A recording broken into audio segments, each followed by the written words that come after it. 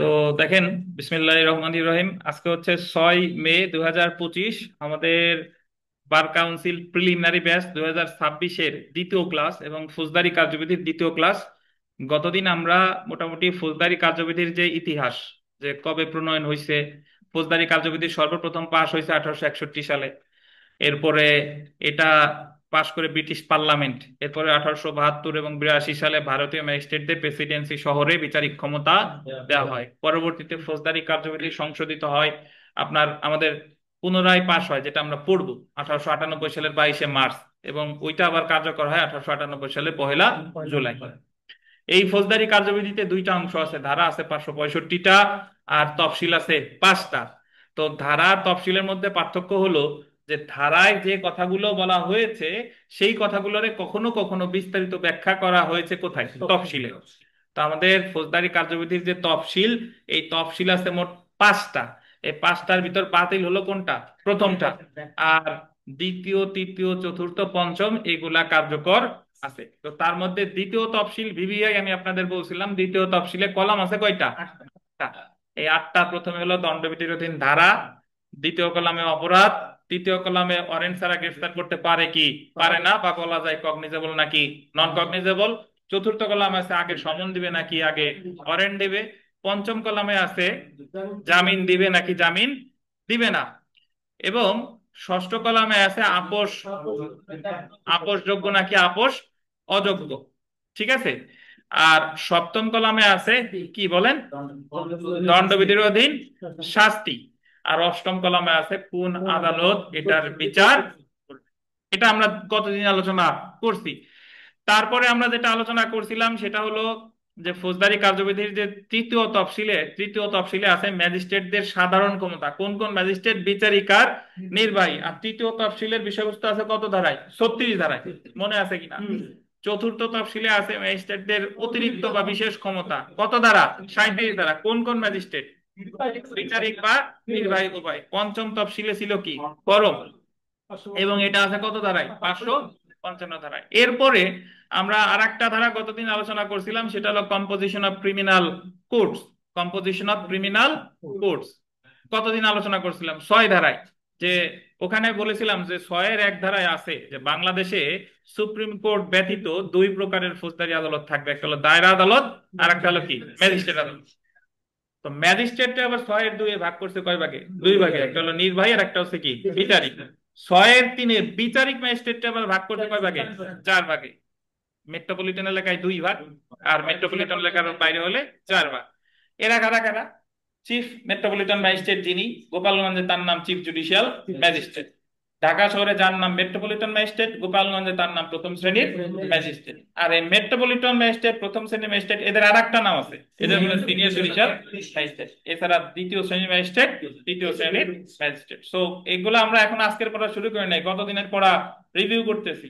এবং এই যে যে বিচারিক ম্যাজিস্ট্রেট যে পদটা, এটা সৃষ্টি করা হয় 2007 সালের 1লা নভেম্বর।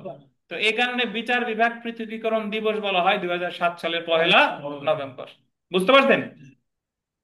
আচ্ছা, এই আপনাদের তো লিঙ্ক দিছি, জয়েন করেন, আবার ফোন দেন কেন, ওই লিঙ্কে জয়েন করেন। হ্যাঁ, দেখেন। আচ্ছা, তো এখন আমরা চলে আসি, আপনাদের একটা এডিশনাল পেজ দিয়েছি, এটা সবাই একটু হাতে নেন। এটা এই জায়গা পড়ানোর পরে আপনারা মোটামুটি আন্ডারলাইন টান্ডারলাইন করে যাওয়ার পথে রাস্তায় যে কোনো এক জায়গায় ফেলে দিয়ে যাবেন ইনশাল্লাহ। তাহলে মূল যে উদ্দেশ্য সেটা আহ, হবে আর কি।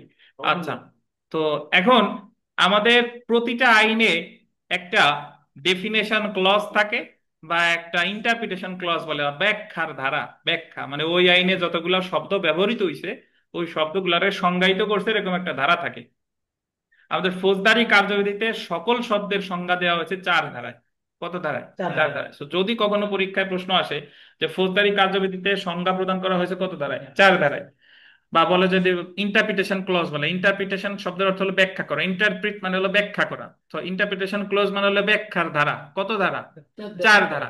যদি বলে ডেফিনেশন ক্লজ, কত ধারা, 4 ধারা। আচ্ছা, এখানে আমরা একটু লক্ষ্য করি, দেখেন অনলাইনে যারা আছেন, আমি আপনাদের আমাদের ওই মেসেঞ্জার যে গ্রুপ আছে সেখানে পিডিএফ দিয়ে দিব, একটু প্রিন্ট করে নেবেন দেখেন, অথবা আমার কাছে এসে নিয়ে নেন কখনো। যে বিষয়বস্তু বা প্রসঙ্গ হতে ভিন্নরূপ প্রতীয়মান না হলে এই আইনে নিম্নলিখিত শব্দগুলির নিম্নলিখিত অর্থ হবে। 4-1 এ তে বলতেছে অ্যাডভোকেট। কোন আদালতের কার্যক্রম প্রসঙ্গে অ্যাডভোকেট অর্থ বলবৎ আইন অনুযায়ী এরূপ যে কোনো আদালতে, আন্ডারলাইন করবেন, আইন ব্যবসা করতে ক্ষমতাপ্রাপ্ত অ্যাডভোকেট বা মোক্তার, আন্ডারলাইন করবেন, বা এবং এরূপ কার্যক্রমে আদালতের অনুমতিক্রমে নিযুক্ত যে কোনো ব্যক্তিকে অন্তর্ভুক্ত করবে। তাহলে এখানে আপনারা যে পরীক্ষার জন্য পড়তেছেন, এই পরীক্ষারে কি বলে, আপনারা পরীক্ষা দিয়ে পাশ করে কি হবেন? অ্যাডভোকেট। তো আপনাদের এই অ্যাডভোকেট শব্দটার ব্যাখ্যা দেওয়া হয়েছে ফৌজদারি কার্যবিধির 4-1 বুঝছেন? এবং এখানে বলতেছে যে আইন ব্যবসা করতে ক্ষমতাপ্রাপ্ত যে কোনো ব্যক্তি অথবা মোক্তার, এদেরকেই কি বলে? অ্যাডভোকেট। এবং এখানে একটু সংক্ষেপে লিখে রাখেন যে দেওয়ানি কার্যবিধিতে 2-15, দেওয়ানি কার্যবিধিতে 2-15-তে বলছে প্লিডার। প্লিডার, ওখানে অ্যাডভোকেট শব্দটা ব্যবহার করে নাই, বলছে প্লিডার। লেখেন দেওয়ানি কার্যবিধির 2-15, 2 ব্র্যাকেটে 15, দেওয়ানি কার্যবিধির 2-15।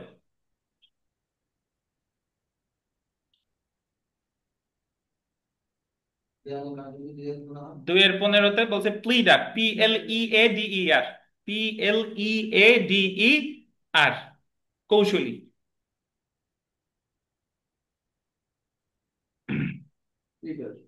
বুঝতে পারছেন? তাহলে আমার মনে রাখতে হবে যে ফৌজদারি কার্যবিধিতে 4-1 তে বেশি অ্যাডভোকেটের সংজ্ঞা, আর দেওয়ানি কার্যবিধিতে কোথায়? 2-15, 2-15, 2-15। দেওয়ানিতে ওনার নাম অ্যাডভোকেট বলে নাই, ওখানে কি শব্দটা ব্যবহার করছে? Pleader, PLEADER।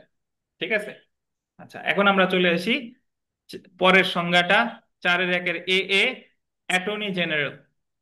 অ্যাটর্নি জেনারেল, আপনারা মোটামুটি যারা আইন অঙ্গনে যান বা অ্যাটর্নি জেনারেল সম্পর্কে যদি আপনার ধারণা নাও থাকে, কিন্তু এই শব্দটা কম বেশি সবাই শুনেছেন। তো অ্যাটর্নি জেনারেল আসলে কে, একটু আপনাদের ধারণা দেই। অ্যাটর্নি জেনারেল হলো বাংলাদেশ সংবিধানের 64 অনুচ্ছেদে রাষ্ট্রপতি বাংলাদেশের একজন প্রধান আইন কর্মকর্তাকে নিয়োগ দেয়, তিনি হলো অ্যাটর্নি জেনারেল। অ্যাটর্নি জেনারেলের পদের মেয়াদ রাষ্ট্রপতির সন্তোষজনক সীমা অনুসারে।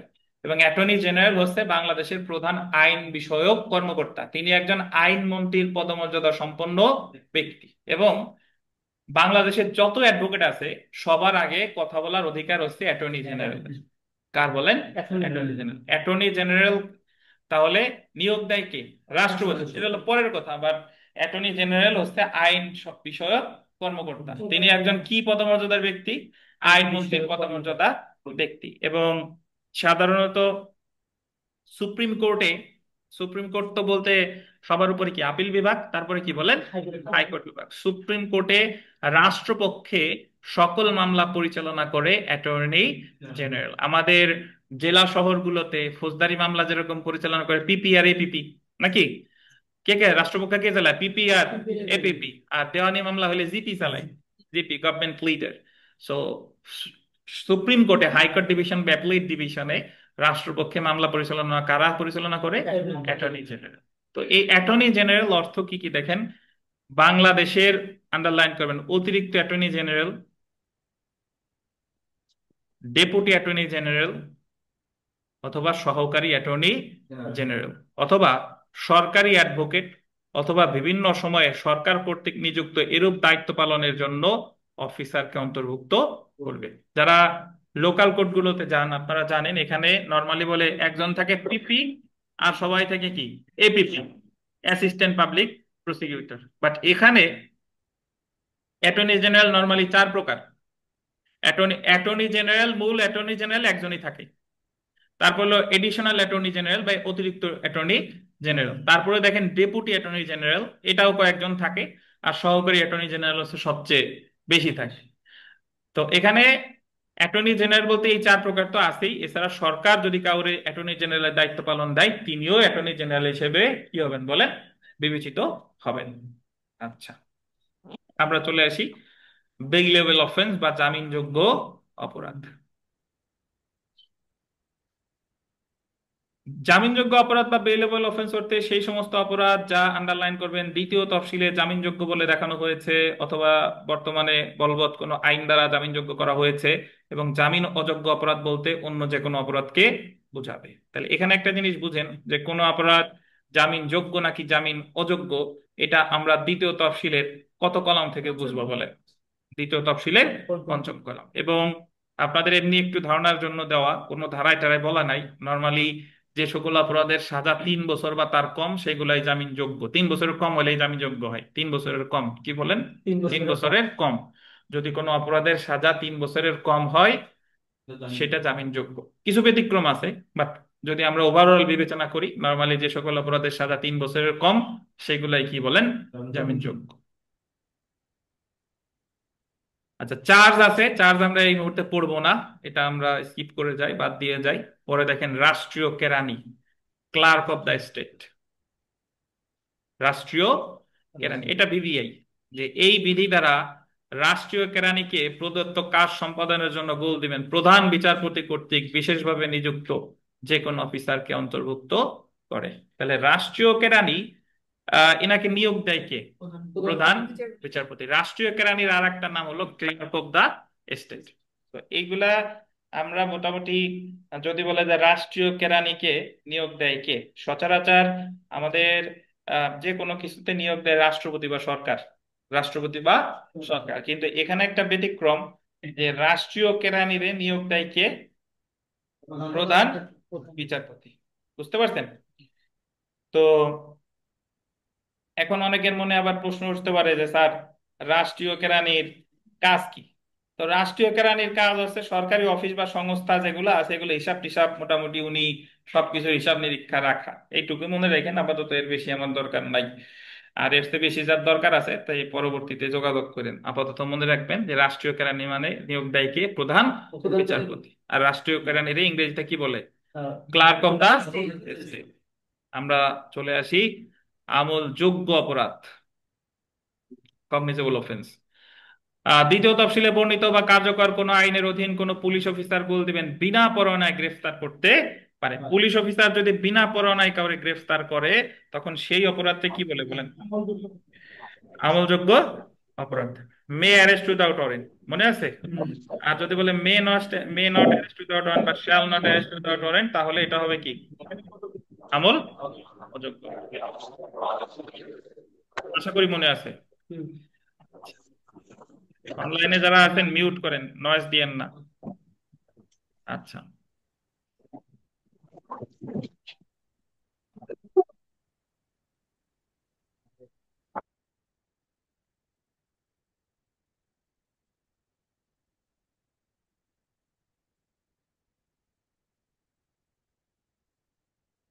তারপরে চলে আসেন নালিশ, কমপ্লেইন্ট। এটা ভিভিআই, এখান থেকে বিজিএস পরীক্ষায় বা বার কাউন্সিল পরীক্ষায় প্রশ্ন আসে, নালিশ বা কমপ্লেইন্ট।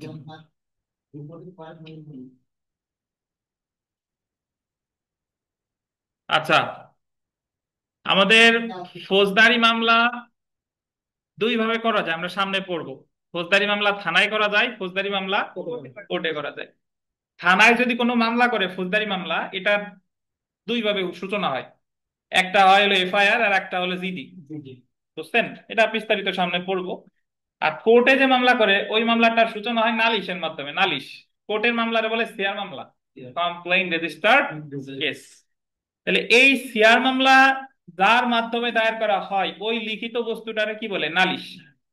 কি বলে? তাহলে আমরা ধারণা করতে পারি যে নালিশটা কি পুলিশের অফিসারের কাছে করে না ম্যাজিস্ট্রেটের কাছে করে? ম্যাজিস্ট্রেটের কাছে করে। ধন্যবাদ। দেখেন, এই নালিশকে বাংলায় অভিযোগও বলে। একটু লেখেন, নালিশের আর একটা বাংলা কি? অভিযোগ। নালিশের আর একটা বাংলা অভিযোগ। তো নালিশ অর্থ ম্যাজিস্ট্রেট কর্তৃক এই আইন অনুসারে ব্যবস্থা গ্রহণের উদ্দেশ্যে তার নিকট বলতেন মৌখিক বা লিখিতভাবে। ম্যাজিস্ট্রেটের কাছে কিভাবে বলেন? মৌখিক বা লিখিত ভাবে। আহ তারপরে দেখেন, এই মর্মে অভিযোগ করা যে এখানে জোত লেখা আছে না, জায়গায় জ্ঞাত লেখেন, জ্ঞাত বা অজ্ঞাত কোনো ব্যক্তি। কি কি বলেন? জ্ঞাত বা অজ্ঞাত কোনো ব্যক্তি। তাহলে নালিশ করা যায় কার কাছে? ম্যাজিস্ট্রেটের কাছে। মৌখিক না লিখিত? মৌখিক হতে পারে, লিখিত হতে পারে। কাদের বিরুদ্ধে? জ্ঞাত হতে পারে, অজ্ঞাত হতে পারে। এবং এই যে দেখেন, একটি অপরাধ সংগঠিত করেছে, জ্ঞাত বা অজ্ঞাত ব্যক্তি কোনো অপরাধ সংগঠিত করেছে, কিন্তু এতে আন্ডারলাইন করবেন পুলিশ রিপোর্ট অন্তর্ভুক্ত হবে না। কি অন্তর্ভুক্ত হবে না? Police report. আমাদের বাল কাউন্সিল পরীক্ষায় 2023 সালের পরীক্ষায়, 23 সালের 17ই নভেম্বর পরীক্ষা হয়েছিল, সেখানে প্রশ্ন এসেছিল যে নালিশ বলতে নিম্নের কোনটিকে বোঝাবে না। তো ওখানে একটা অপশন ছিল পুলিশ রিপোর্ট। তাহলে পুলিশ রিপোর্ট কি নালিশ? পুলিশ রিপোর্ট নালিশ না। এখন আপনার বাসায় 5 জন লোক চুরি করতে আসছে, 3 জনরে চিনছেন, 2 জনরে চিনেন নাই। তাহলে 3 জন সিসিটিভি ফুটেজ দেখে 3 জনরে চিনছেন, 2 জনরে চিনেন নাই, তাহলে 3 জন হলো জ্ঞাত নাকি? আর বাকি 2 জন কি? অজ্ঞাত। এখন কোর্টে সচরাচর বর্তমানে যে ট্রেন্ড আছে, নালিশ লিখিত ভাবেই হয়, মৌখিক ভাবে কিন্তু করা যায় না। কিন্তু আমাদের ফৌজদারি কার্যবিধির বিধান অনুসারে নালিশ কি বলেন? মৌখিক ভাবেও করা যায়। তাহলে ফেরদৌস সাহেব বলেন তো যে নালিশ কিভাবে করবে ফেরদৌস সাহেব? লিখিত না মৌখিক? কাদের বিরুদ্ধে? জ্ঞাত অথবা অজ্ঞাত ব্যক্তি। এটাকে পুলিশ রিপোর্ট অন্তর্ভুক্ত করবে?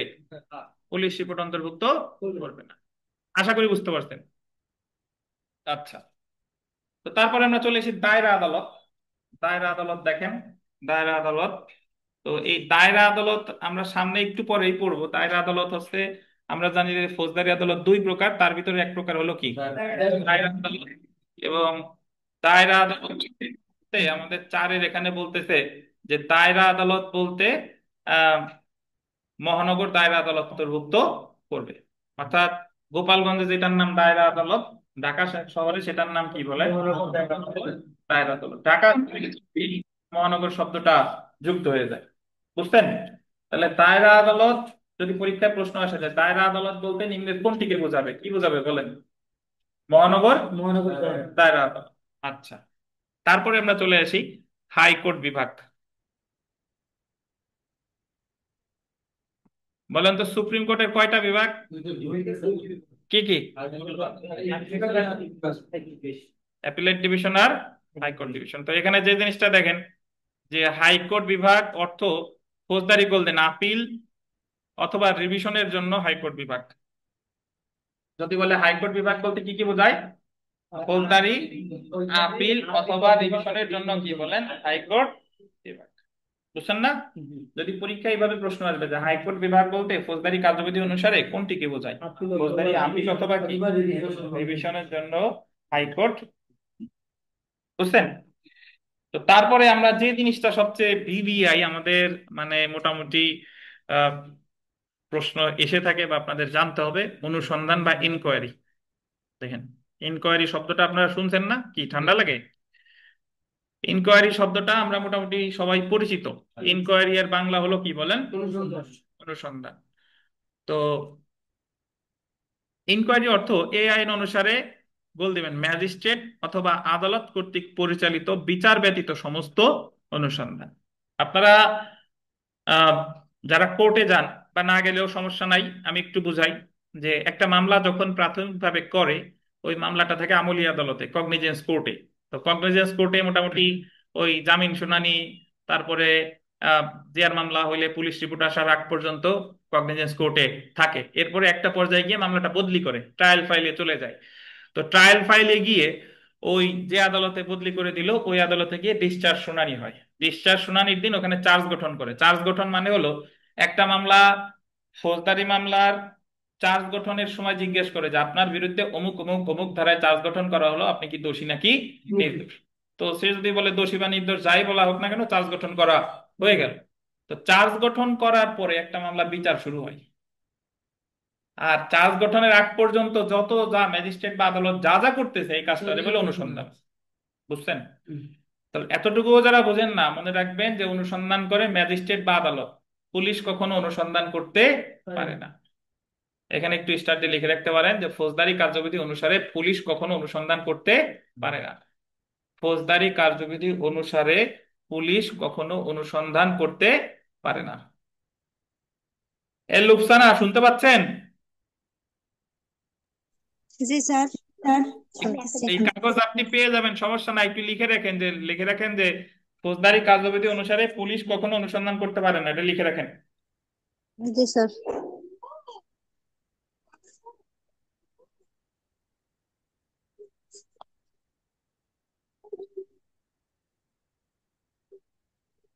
তাহলে যদি আপনাদের পরীক্ষায় প্রশ্ন আসে যে অনুসন্ধান ফৌজদারি কার্যবিধি অনুসারে কে করে, বলেন? ম্যাজিস্ট্রেট অথবা কে? আদালত।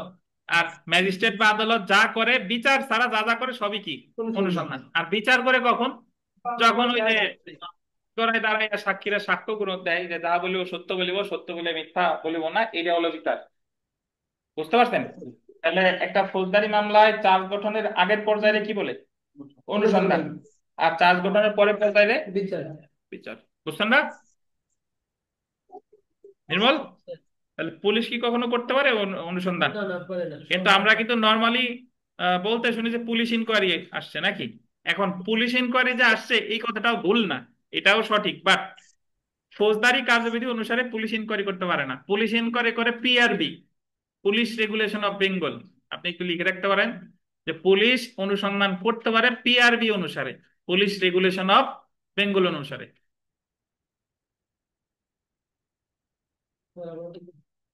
বলেন, মাত্র একটা প্রশ্ন, বলেন। স্যার, এই অনুসন্ধান তো বুঝলাম, মানে বিচারের আগে যত কার্যক্রম ম্যাজিস্ট্রেট বা আদালত যেটা করে এটাই অনুসন্ধান। জি। আর এই যে পুলিশ এই তদন্ত করে, হুম। মানে ওইটারে কি বলে তাহলে? তদন্ত থেকে এখন আমরা পড়ছি। না, ওই যে পুলিশ পুলিশ যেটা যায় না বাড়িতে করে। হ্যাঁ, পুলিশ যা তদন্ত করে সেটা তো তদন্তই। তদন্তের আবার পুলিশ, আচ্ছা আপনার প্রশ্নের উত্তর পাবেন, ধৈর্য ধরেন। Police regulation of Bengal, PRB বলে সংক্ষেপে, পিআরবি। পিআরবি অনুসারে পুলিশ অনুসন্ধান করতে পারে, এই কথাটা লেখেন ব্যাস।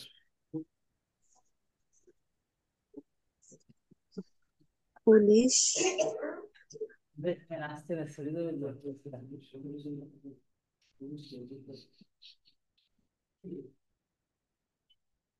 লিখছেন?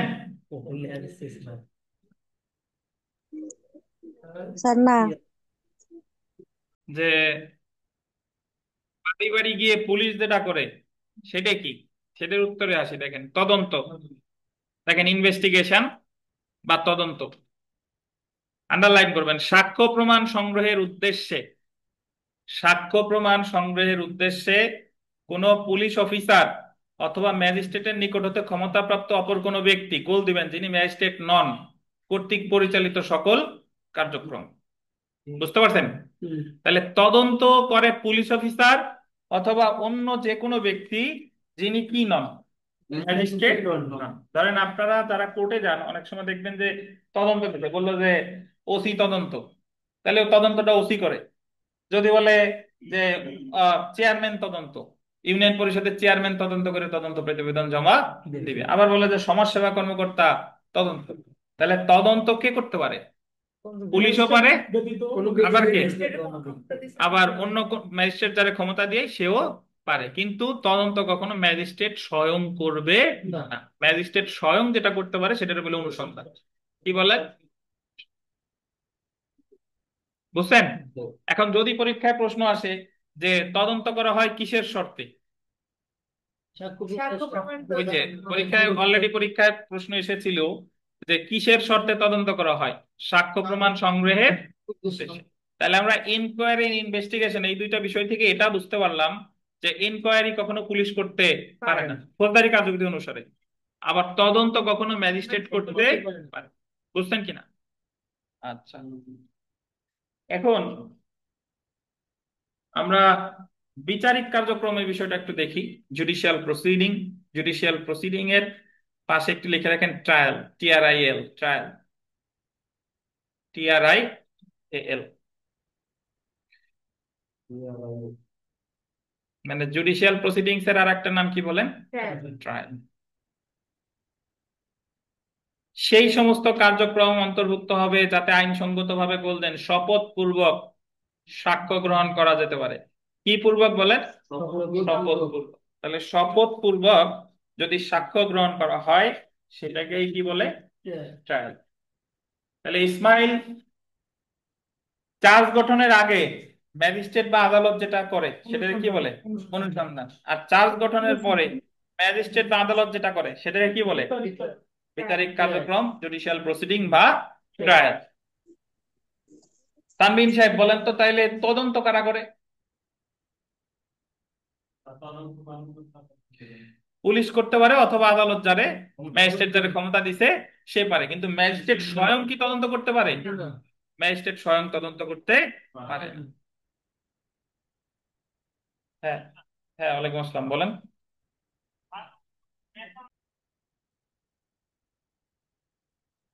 ভাই তাহলে আপনারা এই মুহূর্তে আমার সামনে যারা আছেন, এই তো কাজ হয়ে গেছে। But সামনে যারা আছেন এই মুহূর্তে, আপনারা অনুসন্ধান, তদন্ত এবং বিচারিক কার্যক্রম এই তিনটা বিষয় বুঝতেন কিনা? বা কে বুঝেন নাই বলেন, আমার প্রশ্ন করেন। কে কোথায় বুঝেন নাই বলেন, আমি বুঝাবো। অনুসন্ধান, তদন্ত, আর একটা কি বলেন? বিচারিক কার্যক্রম। নূর, আপনি নাম জানো কি ভাই? নূর আলম। নূর আলম বুঝতেন? বলেন তো যে অনুসন্ধান কে করে আর তদন্ত কে করে, বা অনুসন্ধান, আপনি জাস্ট বলেন অনুসন্ধান আর তদন্তের ভিতর কি পার্থক্য আছে এটা বলেন।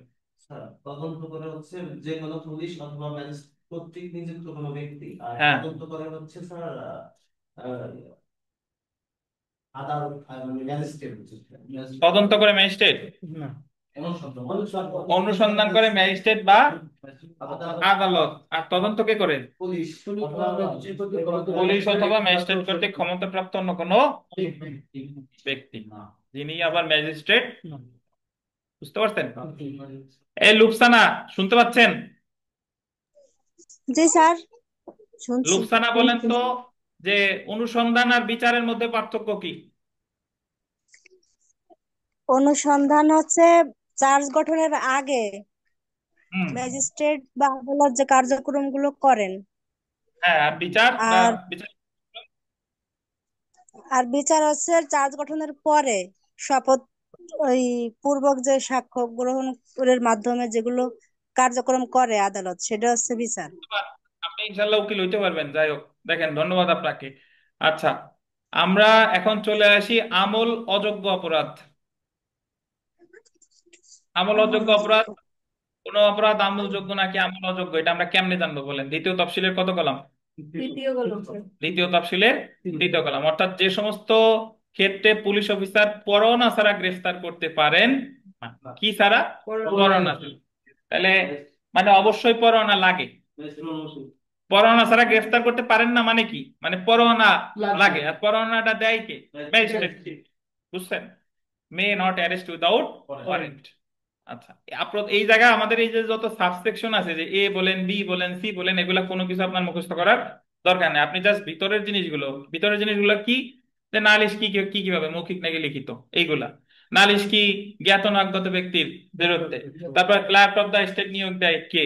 তারপরে তদন্ত করে কে? অনুসন্ধান করে কে? বিচারিক কার্যক্রম করে কে? এই জিনিসগুলো মনে রাখবেন। এই জায়গায় আমার কোনো সাবসেকশন মনে রাখার দরকার নাই। বুঝছেন? আচ্ছা, তো এরপরে আমরা চলে আসি অপরাধ। অর্থ সেই সমস্ত কাজ, বলতেন কাজ। কাজের এই জায়গায় একটি ইংলিশে লেখেন অ্যাক্ট, এসিটি, অ্যাক্ট, অ্যাক্ট। অথবা কাজের বিরতি বা কার্যবিরতি, এই জায়গায় লেখেন ওমিশন, OMISSION। কার্যবিরতি, কাজের বিরতি, পাইছেন? কাজের বিরতি, ওই জায়গায় একটু ব্র্যাকেটে লেখেন ওমিশন, OMISSION, কমিশন। ঠিক আছে, তাহলে OMISSION। কমিশন। তো অপরাধ বলতে কাজ বা কাজের বিরতি যা বর্তমানে বলবৎ কোনো আইনে শাস্তি যোগ্য। এখন তাহলে এটা দ্বারা আমরা কি বুঝলাম? এটা দ্বারা আমরা যে জিনিসটা বুঝলাম সেটা হলো যে অপরাধ বলতে কাজ করা কেউ বুঝায়, আবার কার্যবিরতি কেউ বোঝায়। এখন আপনি বলতে পারেন যে কাজ তো বুঝলাম, একজন আর একজনের মুখে একটা মানে ঘুষি দিছে, দাঁত পড়ে গেছে, এটা হলো কাজ, অপরাধ। কাউরে আহত করা ডেফিনেটলি শাস্তিযোগ্য অপরাধ। কিন্তু কার্যবিরতি কখন অপরাধ হয়? কার্যবিরতি হলো আমি যখন কাজটা করি না, আমি ডাক্তার, আমার কাছে আসছে, আমি অপারেশন করি নাই, আমার করা উচিত ছিল বাট আমি করি নাই, এটাই হলো কি কার্যবিরতি। বুঝতে পারছেন? তাহলে অপরাধ কাজও হতে পারে, আবার কি কার্যবিরতিও হতে পারে। এবং এখানে একটু সংক্ষেপে লেখেন, একটু ব্র্যাকেটে লেখেন যে দণ্ডবিধির 40 ধারায় অপরাধের সংজ্ঞা দেওয়া হয়েছে। দণ্ডবিধির 40 ধারায়।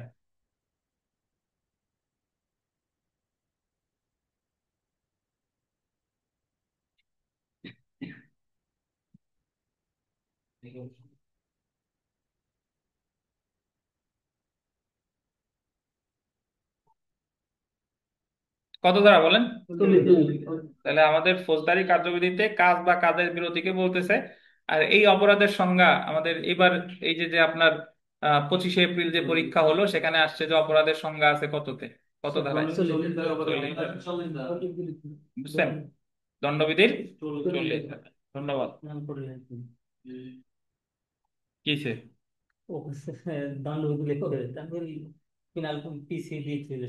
যা বলছি তাই লিখতে কষ্টটা হয়? না স্যার, আমি তো পুরোই লিখছি। তাহলে আবার কথা বলেন কা? দণ্ডবিধি যা বলবো তাই লিখবে। পাবলিক প্রসিকিউটর বা পিপি অর্থ এই আইনের, আন্ডারলাইন করবেন, 492 ধারা অনুসারে নিযুক্ত যে কোনো ব্যক্তি এবং পাবলিক প্রসিকিউটরের নির্দেশক্রমে কার্যরত ব্যক্তি তার অন্তর্ভুক্ত হবে। পিপি কে, এটা আমরা সামনে গিয়ে পড়বো যে সরকার 492 ধারায় পিপি রে নিয়োগ দেয়, এটা সামনে বিস্তারিত পড়বো। বাট আপাতত এটা মনে রাখেন যে পাবলিক প্রসিকিউটর 492 ধারা জেনে যাকে নিয়োগ দেয় তিনিও পাবলিক প্রসিকিউটর, আবার এই উদ্দেশ্যে যারা কাজ করতেছে সেও পাবলিক প্রসিকিউটর হিসেবে গণ্য হবে। আচ্ছা, আমরা 4-এর ক, এখানে বলা হয়েছে দেখেন রেফারেন্স গঠন, যে জিনিসটা মনে রাখতে হবে ভিভিআই অন্যভাবে বলা না হলে এই বিধিতে কোনো রেফারেন্স, এই লাইনটা আন্ডারলাইন করবেন, কোনো ম্যাজিস্ট্রেট বলতে জুডিশিয়াল ম্যাজিস্ট্রেটকে নির্দেশ করবে। A magistrate shall be constitute as a reference to a judicial magistrate. এটার অর্থ কি? এটার অর্থ হলো যে আমাদের ফৌজদারি কার্যবিধিতে জুডিশিয়াল ম্যাজিস্ট্রেট পদটি সৃষ্টি করা হয় কত সালে বলেন? 2007 সালে। 2007 সালের আগ পর্যন্ত জুডিশিয়াল ম্যাজিস্ট্রেট পদ ছিল না। তো এখন আমাদের ফৌজদারি কার্যবিধিতে তো 565টা ধারা, এই 565টা ধারার ভেতরে অনেক জায়গায় শুধু ম্যাজিস্ট্রেট শব্দটা আছে, এর আগে জুডিশিয়ালও নাই, এক্সিকিউটিভও নাই। তাহলে যদি কোথাও শুধু ম্যাজিস্ট্রেট শব্দটা থাকে, তাহলে ধরে নিতে হবে এটা কোন ম্যাজিস্ট্রেট? Judicial magistrate. বুঝছেন? 4-এর কথা বলতেছে যে যদি কোথাও শুধু ম্যাজিস্ট্রেট শব্দটা থাকে, তাহলে ওটা দ্বারা বুঝতে হবে জুডিশিয়াল ম্যাজিস্ট্রেট। বুঝছেন? সরাসরি পরীক্ষা এইভাবে প্রশ্ন আসছিল যে magistrate shall be constitute as reference to A dot dot dot, কি ম্যাজিস্ট্রেট? Judicial magistrate.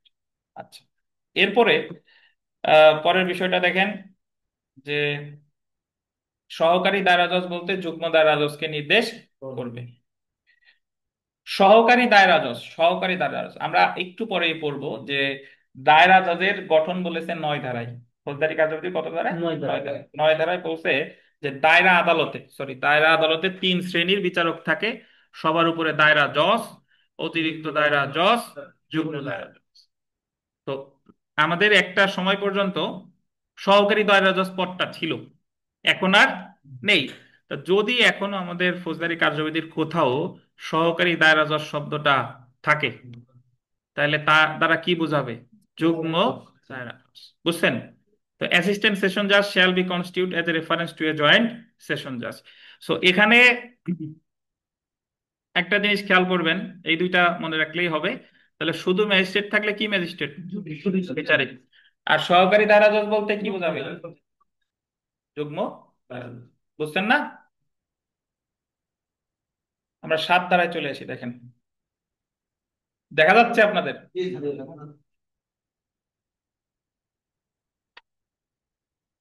দায়রা বিভাগ ও জেলা সমূহ, সেশনস ডিভিশন। বাংলাদেশে কতিপয় দায়রা বিভাগ থাকবে? প্রত্যেকটি দায়রা বিভাগ বল দিবেন একটি জেলা অথবা একাধিক জেলা নিয়ে গঠিত হবে। এটা দায়রা আদালত বলে নাই, কি বলছে? দায়রা বিভাগ। তাহলে বাংলাদেশের দায়রা বিভাগ থাকবে কয়টা? কতিপয়। এবং প্রতিটি দায়রা বিভাগ গঠিত হবে কয়টা জেলা নিয়ে? একটি ব্লক বা এক বা একাধিক জেলা নিয়ে। তো এইভাবেই প্রশ্ন আসতে পারে যে দায়রা বিভাগ গঠিত হবে কয়টা জেলা নিয়ে, এক বা একাধিক জেলা নিয়ে। তারপরে দেখেন, সরকার বিভাগ ও জেলার সীমারেখা অথবা সংখ্যা পরিবর্তন করতে পারবে, মানে সরকার ইচ্ছা করলে যে বিভাগ বা জেলার সীমারেখা এগুলা কি করতে পারে, পরিবর্তন করতে পারে। মহানগর এলাকা এই বিধির অধীন দায়রা বিভাগ হিসেবে গণ্য হবে। সো এটা লেস ইম্পর্টেন্ট, যে জিনিসটা আমার মনে রাখতে হবে যে দায়রা বিভাগের গঠন বলছে কত ধারায়, 7 ধারায়। দায়রা আদালতের গঠন বললে 9 ধারা, দায়রা বিভাগের গঠন বললে 7 ধারা। দুইটা বিষয়, দায়রা বিভাগের গঠন বললে 7 ধারা, আর দায়রা আদালতের গঠন বললে কয় ধারা, বুঝছেন?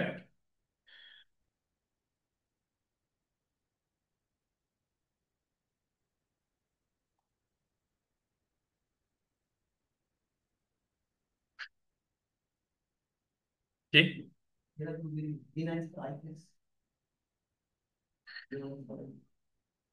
আইপিএস লাগানোর সামর্থ্য এখনো হয় নাই, কষ্ট মষ্টে এসি লাগাইছি।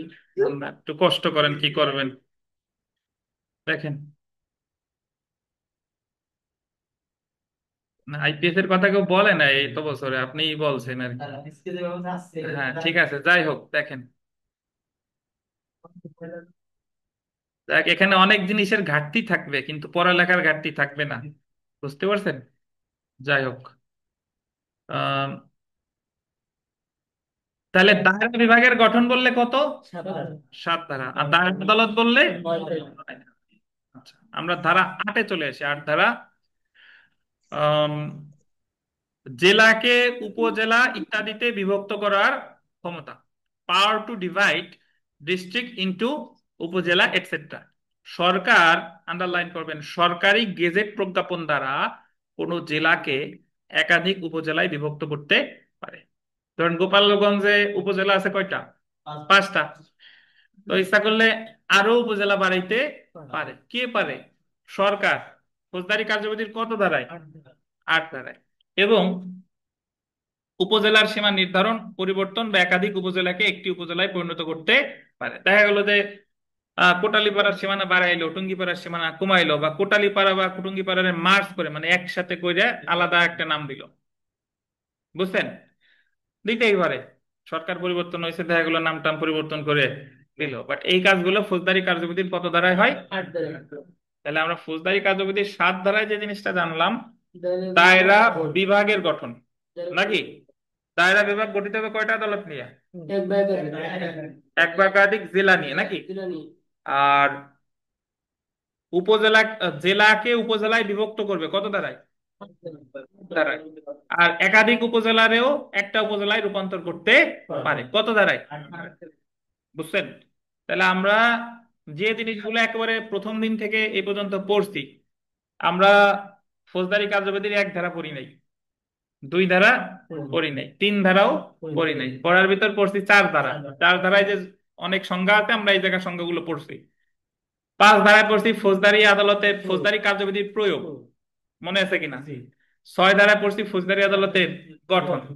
7 ধারায় পড়লাম দায়রা বিভাগের গঠন। আর 8 ধারায় পড়লাম যে জেলাকে উপজেলায় রূপান্তর বা একাধিক উপজেলাকে একটা উপজেলায় রূপান্তর। কত ধারা, 8 ধারা। ধন্যবাদ। এখন আমরা চলে আসি 9 ধারা, দেখেন। এবার আইন পাঠে চলে আসেন।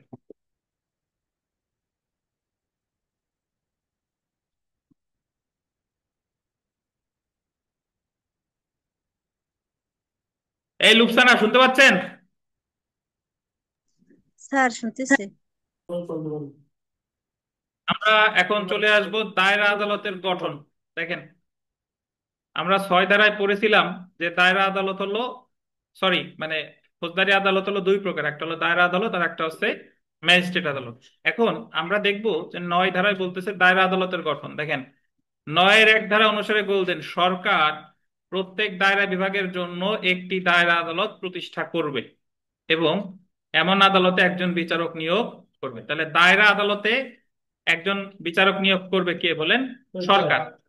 সরকারের গোল দিয়েন, দায়রা আদালত মহানগর এলাকার জন্য মহানগর দায়রা আদালত হিসেবে গণ্য হবে। দায়রা আদালত যার নাম মহানগর এলাকায়, সেই দায়রা আদালতের নাম কি? মহানগর দায়রা আদালত। 9-এর 3 ধারা অনুসারে এমন এক বা একাধিক আদালতে এখতিয়ার প্রয়োগের জন্য সরকার অতিরিক্ত দায়রা জজ, আন্ডারলাইন করুন, অতিরিক্ত দায়রা জজ বা যুগ্ম দায়রা জজ নিয়োগ করতে পারে। তাহলে আমরা নিচের যে টেবিলটা আছে এখানে চলে আসি। দেখেন যে ফৌজদারি কার্যবিধি 9-এর 1 এবং 9-এর 3 ধারা অনুযায়ী দায়রা আদালতে বলতেন 3 স্তরের বিচারক থাকে। কয় স্তরের? 3 স্তরের। কয় স্তরের? 3 স্তরের। সবার আগে দেখেন দায়রা জজ, অতিরিক্ত দায়রা জজ, তারপরে কি? যুগ্ম দায়রা জজ। তাহলে আমার আজকে থেকে মনে রাখবেন এবং মরার আগ পর্যন্ত এই জিনিস আর ভোলা যাবে না। যদি কোর্ট কাছারিতে না যান তাইলে ভুলেন, কিন্তু কোর্ট কাছারিতে যদি যান, আইনের স্টুডেন্ট, দায়রা আদালত কয় প্রকার? দায়রা মানে দায়রা আদালতে কয় শ্রেণী বিচারক থাকে? 3 শ্রেণী। দায়রা জজ, অতিরিক্ত দায়রা জজ, যুগ্ম দায়রা জজ। এবং ম্যাজিস্ট্রেট 2 প্রকার, বিচারিক আর নির্বাহী। বিচারিক ম্যাজিস্ট্রেট কয় প্রকার? 4 প্রকার। এটা কখনো ভোলা যাবে না, যাবে না, যাবে না। জি, ধন্যবাদ। এখন নিয়োগ প্রক্রিয়া যদি দেখি, যে ফৌজদারি কার্যবিধির 9-এর 3 ক ধারায় বিধান করা হয়েছে। সংবিধানের আন্ডারলাইন করবেন 133 অনুচ্ছেদ অনুসারে, আন্ডারলাইন করবেন, তানভীর সাহেব আন্ডারলাইন করেন, রাষ্ট্রপতি কর্তৃক প্রণীত বিধি অনুসারে বাংলাদেশ জুডিশিয়াল সার্ভিসের সদস্যরা, আন্ডারলাইন করবেন, বাংলাদেশ জুডিশিয়াল সার্ভিসের সদস্যরা দায়রা জজ, অতিরিক্ত দায়রা জজ বা যুগ্ম দায়রা জজ হিসেবে নিয়োগপ্রাপ্ত হবে। তাহলে দায়রা জজ, অতিরিক্ত দায়রা জজ এবং যুগ্ম দায়রা জজ কারা হবে? বাংলাদেশ জুডিশিয়াল সার্ভিসের সদস্যরা। এদের নিয়োগ দিবে কে? রাষ্ট্রপতি। কে দিবে বলেন? রাষ্ট্রপতি। এরপর দেখেন অন্যদিকে সংবিধানের বলতেন 115 অনুচ্ছেদে বিধান করা হয়েছে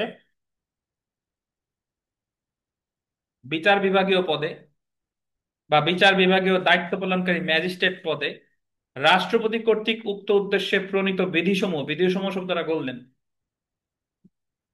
অনুযায়ী রাষ্ট্রপতি নিয়োগ দান করবেন। এখানে 2টা কথা শুনেন, 2টা জিনিস। এখানে 2টা অনুচ্ছেদ আছে, একটা 115 আর একটা হলো 133। রাষ্ট্রপতি বিচার বিভাগীয় দায়িত্ব পালনকারী ম্যাজিস্ট্রেটদের নিয়োগ দিতে পারেন, ওনার যে ক্ষমতাটা, এটা বলছে 115 অনুচ্ছেদ। আর 115তে অনুচ্ছেদ দেওয়ার ক্ষেত্রে উনি কোন বিধিবিধান অনুসরণ করবে, এই বিধিবিধান সমূহ বলছে 133। বুঝেন কিনা?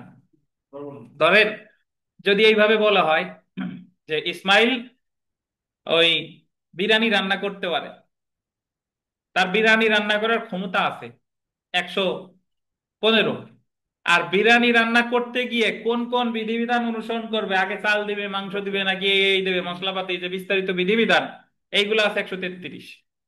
কতটা বলেন? 133। তার মানে রাষ্ট্রপতি ম্যাজিস্ট্রেটদের নিয়োগ দেয়, এটা হলো 115।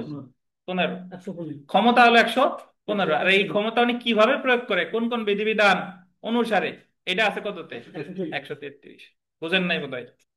আমার ক্ষমতা আছে 115তে, আর এই ক্ষমতাটা আমি কিভাবে প্রয়োগ করব, কোন কোন বিধিবিধান অনুসারে, সেটা আছে কততে?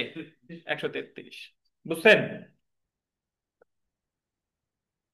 এই যে দেখেন, এই যে আমি একটু 115 অনুচ্ছেদটা আবার পড়ি। বিচার বিভাগীয় পদে বা বিচার বিভাগীয় দায়িত্ব পালনকারী ম্যাজিস্ট্রেট পদে রাষ্ট্রপতি কর্তৃক উক্ত উদ্দেশ্যে প্রণীত বিধিসমূহ, বিধিসমূহ বলতেন, বিধিসমূহ অনুযায়ী রাষ্ট্রপতি নিয়োগ দান করিবেন। বিধিসমূহ অনুযায়ী, বিধিসমূহ কোথায় আছে? বিধিসমূহ বললে নিচে লেখেন 133 অনুচ্ছেদ। ওই যে বিধিসমূহ অনুযায়ী, পাইছেন? এই বিধিসমূহ আছে কোথায়? কোথায় আছে? 133-এ। আপনি রাষ্ট্রপতি, এই যে যে যারা আপনারা কোর্টে গেলে যে সকল ম্যাজিস্ট্রেটরা বিচার করে, ওনাদের নিয়োগ দিছে কে? রাষ্ট্রপতি। বাংলাদেশ সংবিধানের কত অনুচ্ছেদ? 115। আর কোন কোন বিধান বা বিধিসমূহ অনুসারে, এটা কত? 133। এই 115 বলেন 133 বলেন, দুইটাই অনুচ্ছেদ কোথাকার? বাংলাদেশ সংবিধানের। বাংলাদেশ, বুঝছেন?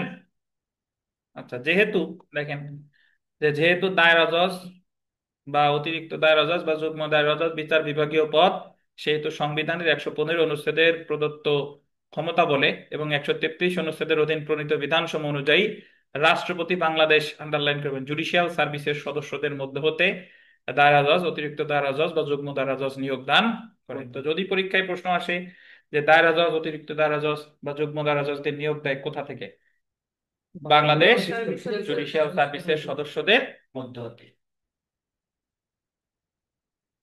তো জেনে রাখা ভালো, আহ ফৌজদারি কার্যবিধির 9 ধারার বিধান অনুসারে সরকার দায়রা আদালত গঠন করতে পারে। দায়রা আদালত কয় ধারায়? 9 ধারায়। দায়রা আদালতে আন্ডারলাইন করবেন 3 স্তরের বিচারক থাকে। কয় স্তরের? 3 স্তরের। দায়রা আদালতে বিচারক থাকতে পারে দায়রা জজ, অতিরিক্ত দায়রা জজ, আর কে? যুগ্ম দায়রা জজ। দায়রা জজ বা অতিরিক্ত দায়রা জজ বা যুগ্ম দায়রা জজ নিয়োগ দেয় কে? বাংলা পরীক্ষা যদি প্রশ্ন আসে যে দায়রা জজ অতিরিক্ত দায়রা জজ এদের নিয়োগ দেয় কে? রাষ্ট্রপতি। তারপরে দেখেন বিচার বিভাগীয় পদে বা বিচার বিভাগীয় দায়িত্ব পালনকারী ম্যাজিস্ট্রেট পদে রাষ্ট্রপতি নিয়োগ দিয়ে থাকে। ম্যাজিস্ট্রেটের নিয়োগ দেয় সংবিধানের কত অনুচ্ছেদে? যে জিনিসটা সবচেয়ে গুরুত্বপূর্ণ সেটা হলো পরের পয়েন্টটা দেখেন, এর পরের পয়েন্ট একটা বাদ দিয়ে পরের পয়েন্টটা, দায়রা আদালত আর দায়রা জজ এক কথা নয়। যদি আপনারা বলে দায়রা আদালত আর দায়রা জজ কি এক কথা? না। দায়রা আদালতে 3 শ্রেণীর বিচারক থাকে, তার ভিতরে সবার উপরে যে তারে বলে কি? দায়রা জজ। তারপরে অতিরিক্ত দায়রা জজ, তারপরে যুগ্ম দায়রা জজ। বুঝছেন? আপনারা যারা কোর্টে যান, জজ কোর্টে বলেন, জজ কোর্ট বলেন, ওই জায়গায় দায়রা জজ কয়জন? একজন। তারপর অতিরিক্ত জজ আছে, এরপরে আবার যুগ্ম দায়রা জজও আছে। তাহলে টোটালটারে বলে দায়রা আদালত। আর ওই কোর্টে, জজ কোর্টে কয় শ্রেণী বিচারক থাকে? জজ কোর্ট মানে দায়রা আদালতে 3 শ্রেণী থাকে, দায়রা জজ, অতিরিক্ত দায়রা জজ, আর কে? যুগ্ম দায়রা জজ। বুঝছেন? তারপরে দেখেন প্রতিটি জেলায় বা দায়রা বিভাগের সর্বোচ্চ ফৌজদারি আদালতের বিচারক হলো দায়রা জজ। দায়রা আদালত মহানগর এলাকায় মহানগর দায়রা আদালত নামে পরিচিত। তা আমরা এখানে বিগত বছরের প্রশ্ন দেখি, দেখেন প্রত্যেকটি দায়রা বিভাগে কত শ্রেণীর জজ থাকবে বলেন? কয় শ্রেণীর? 2 নাম্বার দেখেন, প্রতিটি জেলায় সর্বোচ্চ ফৌজদারি আদালতের বিচারক হন কে? দায়রা জজ। দায়রা আদালতে কয়টি স্তরের বিচারক থাকতে পারে? 3 স্তরের। বুঝছেন? আচ্ছা, তারপরে আমরা যদি সেলফ প্র্যাকটিসের 2 নাম্বার প্রশ্নটা পড়ি, দেখেন দায়রা আদালত মহানগর এলাকায় ড্যাশ আদালত নামে পরিচিত। মহানগর দায়রা, এটা এইভাবে প্রশ্ন আসবে যে দায়রা আদালত মহানগর এলাকায় কি নামে পরিচিত? মহানগর দায়রা আদালত। তারপরে 4 নাম্বার প্রশ্নটা যদি একটু দেখেন যে বিচার বিভাগীয় পদে বা বিচার বিভাগীয় দায়িত্ব পালনকারী ম্যাজিস্ট্রেট পদে নিয়োগ দেওয়ার ক্ষমতা আছে কার? সংবিধানের ক্ষমতার কথা যদি বলে তাহলে 115 অনুচ্ছেদে কার? রাষ্ট্রপতি। আর পরের প্রশ্নটা দেখেন যে সংবিধানের ড্যাশ অনুচ্ছেদে প্রদত্ত গোল দিবেন ক্ষমতা বলে দায়রা জজ বা অতিরিক্ত, এটা তো 115ই। আর 6 নাম্বারটা দেখেন, 6 নাম্বারটা গুরুত্বপূর্ণ যে ড্যাশ রাষ্ট্রপতি কর্তৃক গোল দিবেন প্রণীত বিধি অনুসারে বাংলাদেশ জুডিশিয়াল সার্ভিসের সদস্যরা দায়রা জজ, অতিরিক্ত দায়রা জজ বা যুগ্ম দায়রা জজ হিসেবে নিয়োগ প্রাপ্ত হবে। সংবিধানের কত অনুচ্ছেদ? 133 অনুচ্ছেদ। আপনারা নতুন যে 2জন আসছেন, একজন হলো নির্মল রায় আর একজন হলো কি বিপাশ, বিপাশ ভাই। আপনাদের আইন পাঠ বই আছে? আপনারা কি পড়বেন নাকি এমনি দেখতে আসছেন? যারা যারা এই যে যে আপনিও কি দেখতে আসছেন? না, যদি পড়তে আসেন তাহলে ওই সিরিয়াসলি আসতে হবে। আর দেখতে আসলে 1-2 দিন দেখে জানাই দিয়েন স্যার এমনি আমি দেখতে আসছি, ঠিক আছে? কারণ আর আমাদের একটা নির্দিষ্ট ফি আছে, ফির কথাও আপনারা সবাই জানেন। কারণ ফি না দিলে কারো পড়ার প্রতি আগ্রহ তৈরি হয় না। ওই ফি দিলে টাকায় কথা বলে, ঘুমাইলেও মন চায় উনারে এত করে টাকা দিয়ে আসলাম একটু ক্লাসে যাই, ঠিক আছে? আর এই জায়গায় কয়েক শ্রেণীর স্টুডেন্ট আছে, এরা সিরে সিরে ফি দিবে, মানে ভাবছে যে আমি 1 মাস যাবানি আগে কিছু দেই আর পরে তো নাও যাতে এরি, ওনার কাছে পুরো টাকা আমি দেবো কেন? তো এরকম যাদের ইন্টেনশন আছে তারা এখন থেকে বাদ হয়ে যান। আমি যদি 5 জনকে পড়াই 5 জন হইতে হবে ডেডিকেটেড। বুঝতে পারছেন? আমি যা বলবো তাই শুনবেন। 1-1.5 বছর 6 মাস যে কয়দিন আছে যদি কষ্ট করেন, 1 মাস 1 বছর বা 6 মাস পরে কষ্ট করলে আল্লাহ আপনারা আইনজীবী হিসেবে কবুল করবে। আর মনের মধ্যে যদি প্রথম থেকে ফাঁকিবাজি চিন্তা থাকে তাহলে কোর্ট কাছারির বারান্দা দিয়ে বহু বছর ঘুরতে হবে। এই আর কি। যাই হোক, আমরা ম্যাজিস্ট্রেটের প্রকারভেদে আসি। প্রকারভেদ বলেন বলেন।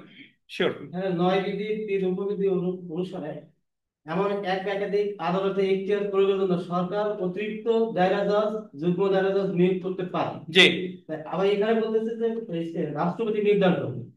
ধন্যবাদ। সরকার এবং রাষ্ট্রপতি দেখি দুইজনই এক নাকি না, আলাদা? এক না, ধন্যবাদ, আপনি প্রশ্ন করছেন, ধন্যবাদ। আপনাদের এখান থেকে প্রশ্ন আসেন, আপনারা ভয়তে প্রশ্ন করেন না। আচ্ছা, শুনেন, মূল কথা হলো, যখন একজন বাংলাদেশ জুডিশিয়াল সার্ভিস পরীক্ষার মানে বিজিএস পরীক্ষা দেয়, তখন সে যখন প্রিলি রিটেন ভাইবা পাশ করে, তখন গেজেট নোটিফিকেশনের মাধ্যমে তারে নিয়োগ দেয় রাষ্ট্রপতি। কে দেয়? রাষ্ট্রপতি। পরবর্তীতে সে তো চাকরিতে যোগদান করলো, যোগদান করার পরে প্রথমে যদি সে ফৌজদারি বিচার করে তাহলে তার পদবি হয় জুডিশিয়াল ম্যাজিস্ট্রেট, তৃতীয় শ্রেণী ম্যাজিস্ট্রেট। আর যদি সে দেওয়ানি সাইডে পাঠায় তাহলে তার পদবি হয় সহকারী জজ। তো যাই হোক না কেন, আস্তে আস্তে ওনার চাকরি মেয়াদ অনুসারে ওনার পদোন্নতি হয়। উনি কখনো একটা পর্যায়ে গিয়ে দায়রা জজ হয়, অতিরিক্ত দায়রা জজ, যুগ্ম দায়রা জজ, যাই হোক না কেন, বাকি যে কাজবাজ গুলো আছে সব করে সরকার। কে করে বলেন? সরকার। এখন যদি কখনো পরীক্ষায় প্রশ্ন আসে যে অপশনে যদি সরকার থাকে আর রাষ্ট্রপতি থাকে, দুইটা থাকে, তাহলে প্রাধান্য পাবে রাষ্ট্রপতি। বুঝছেন? যে দায়রা জজদের কে নিয়োগ দেয়, সরকারও আছে রাষ্ট্রপতিও আছে, তাহলে তাকাবেন কোনটা? রাষ্ট্রপতি। আর যদি রাষ্ট্রপতি না থাকে তাহলে তাকাবেন কি? সরকার। দুইটা থেকে দুইটা। কি দুইটা থাকলে দুইটা? সরকার এবং রাষ্ট্রপতি। সরকার আর রাষ্ট্রপতি দুইটাই থাকে, তাহলে কোনটা তাকাবেন? রাষ্ট্রপতি। জীবন। বুঝছেন? আর যদি রাষ্ট্রপতি না থাকে তাইলে কে? আশা করি বুঝতে পারছেন দিন দিন মোহাম্মদ সাহেব। আচ্ছা, আমরা এখন চলে আসি ম্যাজিস্ট্রেটের প্রকারভেদ। আপনারা ইতিমধ্যে জানেন যে আমাদের ফৌজদারি কার্যবিধিতে বিচারিক ম্যাজিস্ট্রেট পদ সৃষ্টি করা হয়েছে কত সালে? কত সালে বলেন? 2007। বিপাশ সাহেব এবার পরীক্ষা দিছিলেন? আর ওই যে নিমল সাহেব দিছিলেন? কয়বার দিছেন? একবার না এর আগে দিছেন? আগে একবার দিছিলেন। আচ্ছা, পড়ছিলেন কোনো কাজ কোথাও?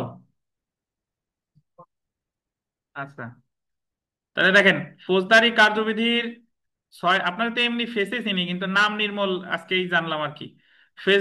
ফৌজদারি কার্যবিধির 6-2 ধারা অনুসারে দুই শ্রেণীর ম্যাজিস্ট্রেট, যথা একজন হলো বিচারিক ম্যাজিস্ট্রেট আর একজন হলো কি? নির্বাহী ম্যাজিস্ট্রেট। ফৌজদারি কার্যবিধির আন্ডারলাইন করবেন, 10 ধারায় নির্বাহী ম্যাজিস্ট্রেট, 11 ধারায় বিচারিক ম্যাজিস্ট্রেট, আর 12 ধারায় বিশেষ ম্যাজিস্ট্রেট, 18 ধারায় মেট্রোপলিটন ম্যাজিস্ট্রেটগণের নিয়োগ সম্পর্কে আলোচনা করা হয়েছে। আপনার আইন কখনো মুখস্থ করতে যাবেন না, এই জায়গায় যা আমরা পড়ছি বাসায় যে বারবার রিডিং করবেন। যদি পড়তে না ইচ্ছা করে সেম লেকচার ইউটিউবে চালাই দিয়ে শুনবেন বা দেখবেন। বুঝছেন? হ্যাঁ, কানলো একাডেমি চ্যানেলে সপ্তাহ পাওয়া যায়, আমার কাছে না আসলেও পাবেন, সমস্যা নাই। আচ্ছা, তো তাহলে ম্যাজিস্ট্রেটের শ্রেণী আমরা পড়ব। তার আগে এই যে যে উপরে পড়ছি যে নির্বাহী ম্যাজিস্ট্রেট আছে 10 ধারায়, বিচারিক ম্যাজিস্ট্রেট আছে 11 ধারায়, তারপরে আবার মেট্রোপলিটন এলাকায় মেট্রোপলিটন ম্যাজিস্ট্রেট আছে 18 ধারায়, এগুলো আমরা পরে আসতেছি, আবার পরে আসতেছি, সমস্যা নাই। তো প্রথমে দেখেন, ম্যাজিস্ট্রেট হলো দুই প্রকার। একটা হলো বিচারিক ম্যাজিস্ট্রেট। 6-3 ধারা অনুসারে বিচারিক ম্যাজিস্ট্রেট কয় প্রকার? 4 প্রকার। আর একটা আছে কি? নির্বাহী ম্যাজিস্ট্রেট। নির্বাহী ম্যাজিস্ট্রেট কি ইংরেজিতে বলে কি? Executive magistrate. এখন আমরা এখানে একটা বিচারিক ম্যাজিস্ট্রেট পদ সৃষ্টি বা জুডিশিয়াল ম্যাজিস্ট্রেট, এটা আমরা একটু সংক্ষেপে আলোচনা করব। আহ, এটা আপনারা হয়তোবা যারা এলএলবি করেছেন, আপনারা এই মাসদার হোসেন মামলা পড়েছেন। তো সচরাচর আমাদের যে বিষয়টা জানতে হয়, যে সেটা হলো যে 2007 সালে যে যে যে বিচারিক ম্যাজিস্ট্রেট পদটা সৃষ্টি হলো, এই পদ, এই পদটা হঠাৎ করে সৃষ্টি হয় নাই। এই পদ সৃষ্টির পেছনে বিশাল ইতিহাস আছে। তো ইতিহাসটা হলো কি, যে এর আগে 2007 সালের আগে যারা বিচার কার্য পরিচালনা করতেন তারা হলো নির্বাহী ম্যাজিস্ট্রেট ছিলেন। এখন নির্বাহী ম্যাজিস্ট্রেট কারা হয়? Bangladesh civil service BCS cadre যারা, বিসিএস ক্যাডারের যারা অ্যাডমিন ক্যাডার, প্রশাসন ক্যাডার, সহকারী কমিশনার বলে, তো তারা দেখা গেল ওই বিসিএস দিয়ে নির্বাহী ম্যাজিস্ট্রেট হয়ে তারা সরাসরি বিচার কার্য পরিচালনা করতেছে। তো এক্ষেত্রে আগে যেটা ছিল আর কি, যে নির্বাহী ম্যাজিস্ট্রেট তো যে কোনো সাবজেক্ট থেকে পড়ে হতে পারে, সে ওই ইসলামের ইতিহাস থেকেও হতে পারে, ইংলিশ থেকেও হতে পারে, ইভেন এমবিবিএস পাশ করেও হতে পারে, ইঞ্জিনিয়ারিং করেও হতে পারে। তো দেখা গেল যে একজন ইংলিশে অনার্স মাস্টার্স করে সে বিসিএস ক্যাডার হয়ে সে বিচার কার্য পরিচালনা করতেছে, কিন্তু তারে আইনের নামে মাত্র একটা ট্রেনিং দিয়ে ছেড়ে দিচ্ছে যে এই ট্রেনিং করে আপনি বিচার কার্য পরিচালনা শুরু করেন, বাট প্রাতিষ্ঠানিকভাবে তার এলএলবি ডিগ্রি নাও থাকতে পারে, ছিল না আর কি। এলো একটা। তো এটা বলেন তো বিচার কার্যের ক্ষেত্রে একটা ইন্ডাস্ট্রি হয়ে যায় না, যে আপনি একজন ডাক্তার অপারেশন করতেছে বাট সে ডাক্তারি ব্যাকগ্রাউন্ডের না, সে আসছে অন্য ব্যাকগ্রাউন্ড থেকে, তার হয়তো বা 6 মাস 1 বছর একটা ট্রেনিং দিয়ে দিছে, ব্যাপারটা সেরকম অনেকটা। এটা হলো এক। আর একটা হলো যে আমাদের যে আহ, নির্বাহী বিভাগ বিচার বিভাগকে টোটালি নিয়ন্ত্রণ করত, যে বিচারকদের পদোন্নতি, তারপরে বিচারক নিয়োগ, এই সব কিছু নিয়োগ হতো নির্বাহী বিভাগ কর্তৃক। তো বাংলাদেশ সংবিধানের 22 অনুচ্ছেদে বলেছে যে নির্বাহী রাষ্ট্র আর নির্বাহী বিভাগ থেকে বিচার বিভাগকে পৃথক করতে সচেষ্ট থাকবে। বাংলাদেশ সংবিধানের কত অনুচ্ছেদ? 22। তো যারা নির্বাহী বিভাগ আর বিচার বিভাগ বুঝেন না তাদের উদ্দেশ্যে বলি যে নির্বাহী বিভাগ হলো এই যে সরকার, পুলিশ প্রশাসন, এগুলা হলো কি নির্বাহী বিভাগ। আর বিচার বিভাগ হলো ওই যে সুপ্রিম কোর্ট, হাইকোর্ট ডিভিশন, যারা বিচার কার্য পরিচালনা করে তারা হলো বিচার বিভাগ। তো বাংলাদেশ সংবিধানের 22 অনুচ্ছেদে বলছে যে নির্বাহী বিভাগ থেকে বিচার বিভাগ কি থাকবে, পৃথক করার জন্য রাষ্ট্র সচেষ্ট থাকবে। রাষ্ট্র করতে বাধ্য না, বাট সচেষ্ট থাকবে। তখন 1995 সালে সাবেক জেলা ও দায়রা জজ, হে বেটা আমি কথা বলতেছি আপনি লাইন পড়েন কেন? সালের কথা বলছেন না, তাই দেখতেছিলাম তো যে তো আমি এই জায়গায় আপনাদের কোন লাইন বাদ দিয়ে কি আমি পড়াইছি? বলুন। ওই এই যদি করেন পাস আসলেই কপালে জুটবে না। যা বলবো তা শুনবে না, যখন দাগাইতে বলবো তখন দাগাবেন, বুঝছেন? আচ্ছা। তো মাজদার হোসেন নামক একজন জেলা ও দায়রা জজ, উনি সহ আরো 250 জনের উপরে, বা 225 বা 55 এই টাইপের, ওনরা আপনার 1995 সালে ওনরা হাইকোর্ট ডিভিশনে রিট করে যে নির্বাহী বিভাগ থেকে বিচার বিভাগ পৃথক করা হোক, বুঝছেন? ওনরা মামলায় জয়লাভ করে 1997 সালে রায় দেয়, হাইকোর্ট ডিভিশনের রায়। রায় দেওয়ার পরে সরকার আবার এটার বিরুদ্ধে আপিল করে। আপিল করার পর অ্যাপিলেট ডিভিশন চূড়ান্ত রায় প্রকাশ করে 1999 সালে, এবং অ্যাপিলেট ডিভিশন রায় দেয় সরকারকে যে আপনারা নির্বাহী বিভাগ থেকে বিচার বিভাগ পৃথক করবেন। এবং এখানে কয়েক দফা নির্দেশনা আসে যে বিচারকদের আলাদা নিয়োগ দিতে হবে, জুডিশিয়াল সার্ভিসের মাধ্যমে নিয়োগ দিতে হবে, বিসিএস এর মাধ্যমে নিয়োগ দেওয়া যাবে না, বিচারকদের বেতন ভাতা আলাদা হবে, পে স্কেল আলাদা হবে, অন্যান্যদের সাথে মিলবে না, এবং বিচারকদের জন্য আলাদা আপনার সবকিছু আলাদা থাকবে, নির্বাহী বিভাগ কোনো হস্তক্ষেপ করতে পারবে না। ইভেন ওখানে বলা ছিল বিচারকদের জন্য আলাদা সচিবালয় থাকবে, যেটা এখন হচ্ছে, এখন কিছুদিন মধ্যে হয়তো আলোচনা চলতেছে। তো এই সব কিছু করার আদেশ দেয় বাংলাদেশ সুপ্রিম কোর্টের আপিল বিভাগ কত সালে? 1999 সালে। 99 সালে আমি ক্লাস 4-এ পড়তাম, তখন আমাদের ক্ষমতায় ছিল বাংলাদেশ আওয়ামী লীগ।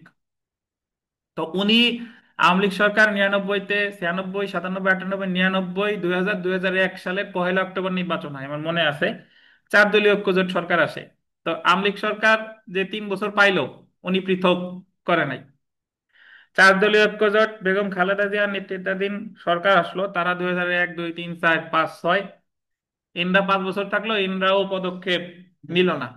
পরবর্তীতে যখন জরুরি অবস্থা জারি করা হয়, ফখরুদ্দিন মঈনুদ্দিন সাহেবরা যখন আসলো, তখন ওনারা একটা প্রাথমিক পদক্ষেপ নেয়, ফৌজদারি কার্যবিধি সংশোধন করে এই রায়টাকে বাস্তবায়নের জন্য তারা বিচারিক ম্যাজিস্ট্রেট পদ সৃষ্টি করে। কিন্তু তারা এই কাজটা পুরোপুরি করে যেতে পারে নাই। তো তারপরে তো 2008 সালের 31শে ডিসেম্বর আহ মহাজোট সরকার ক্ষমতায় আসে, আওয়ামী লীগ সরকার। তো ওনরা আসার পরে ওনরা 2009 সালে ফৌজদারি কার্যবিধি আবার সংশোধন করে। সংশোধন কইরা ওই সংশোধনীটাকে রেট্রোস্পেক্টিভ ইফেক্ট দেয়, ভূতাপেক্ষা আইন বলে। ভূতাপেক্ষা আইন মানে হলো আমি বানাইছি আজকে, বাট কার্যকর করছি অতীত থেকে। বানাইছি কবে? আজকে। বানাইছি 2009 সালে, কিন্তু কার্যকর করাইছি 2007 থেকে। তখন 2009 সালে সংশোধনী করে ফৌজদারি কার্যবিধি এই বিচার বিভাগ থেকে নির্বাহী বিভাগ পৃথক করা হয় 2007 সালের 1 নভেম্বর। বুঝতে পারছেন? তো এই কারণে এই যে যে বিশাল ইতিহাস, এই নির্বাহী বিভাগ থেকে বিচার বিভাগ পৃথকীকরণ বলে যে মামলার নাম কি? মাজদার হোসেন মামলা। কি বলে? আর মাজদার হোসেন মামলা, মাজদার সাহেব কে ছিলেন?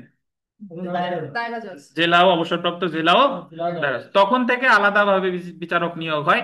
এখন যারা শুধুমাত্র এলএলবি ডিগ্রি আছে তারাই বিচারকের পরীক্ষা দিতে পারে এবং তারাই বিচারক হিসেবে নিয়োগপ্রাপ্ত হয়, এবং এখন বিচারকের পে স্কেলও আলাদা। বুঝতে পারছেন?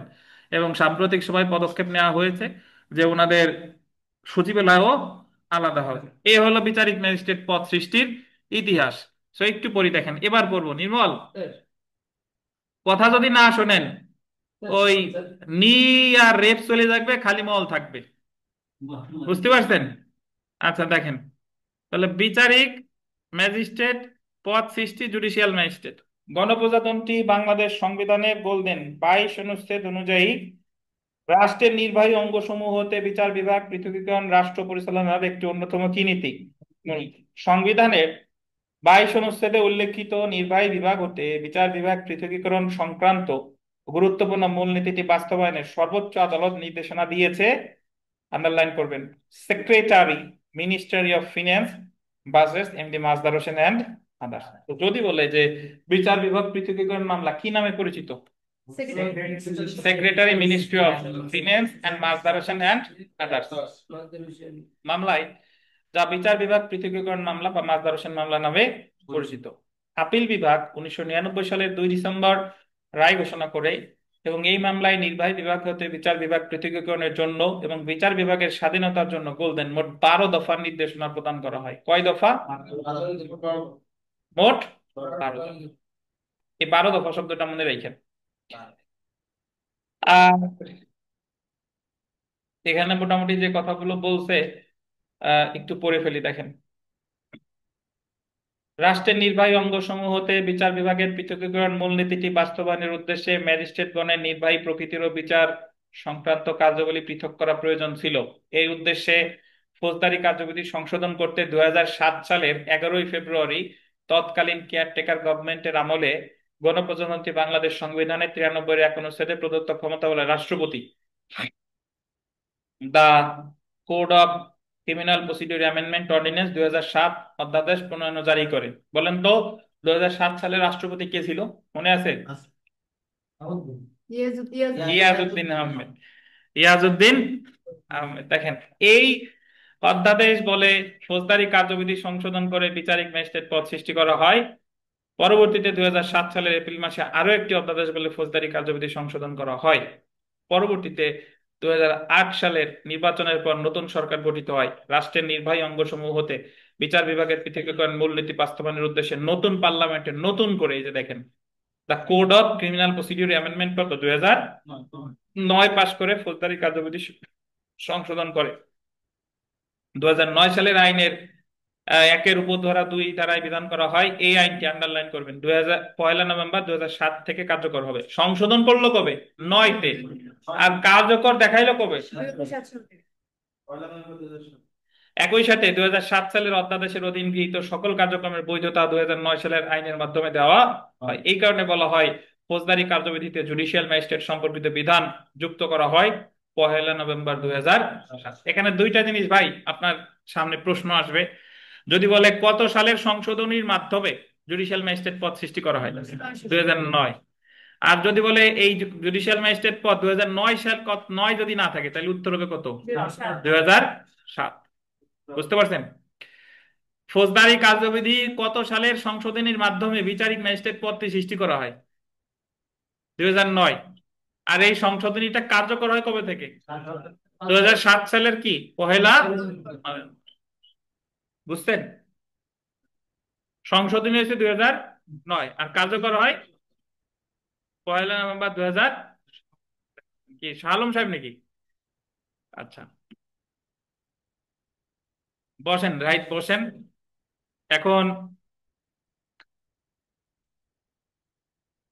তো নির্বাহী ম্যাজিস্ট্রেট আর বিচারিক ম্যাজিস্ট্রেটের মধ্যে যে পার্থক্য হলো এতক্ষণে বুঝে গেছেন। নির্বাহী ম্যাজিস্ট্রেট নিয়োগ দেওয়া হয় বিসিএস ক্যাডার, যারা তাদের অ্যাডমিন ক্যাডার থেকে নির্বাহী ম্যাজিস্ট্রেট নিয়োগপ্রাপ্ত হয়। আর judicial magistrate BGS, Bangladesh judicial service, এদের মধ্যে থেকে বিচারিক ম্যাজিস্ট্রেট নিয়োগপ্রাপ্ত হয়। তো বিগত বছর প্রশ্ন চলে এসে দেখেন,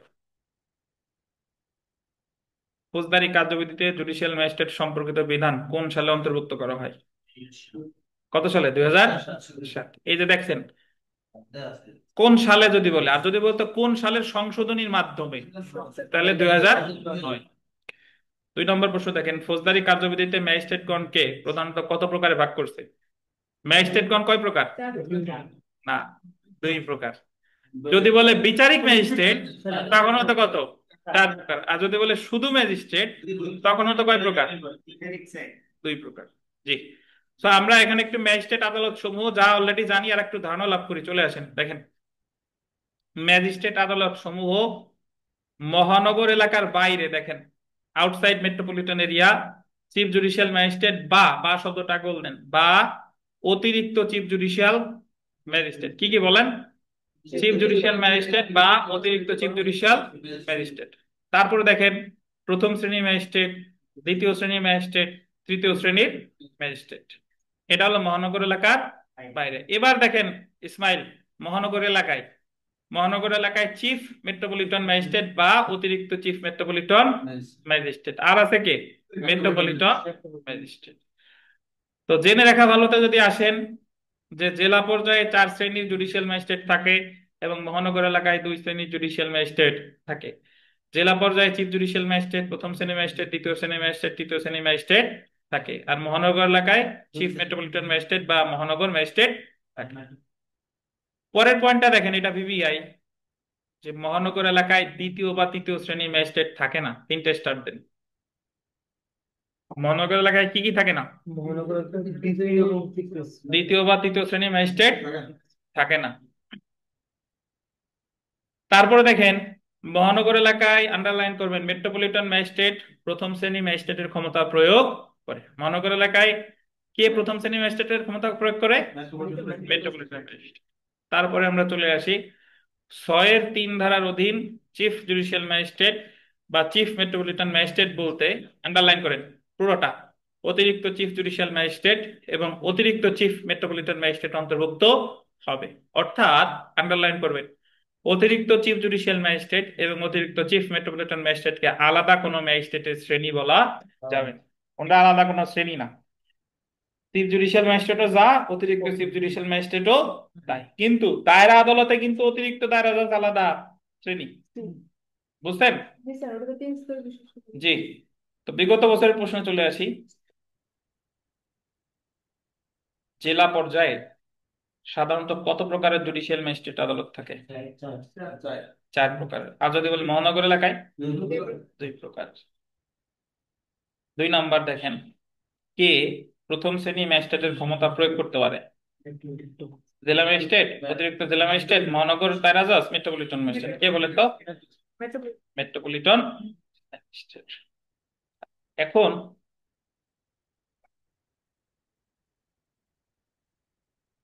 আপনাদের কি দেরি হয়ে যাচ্ছে? জি স্যার।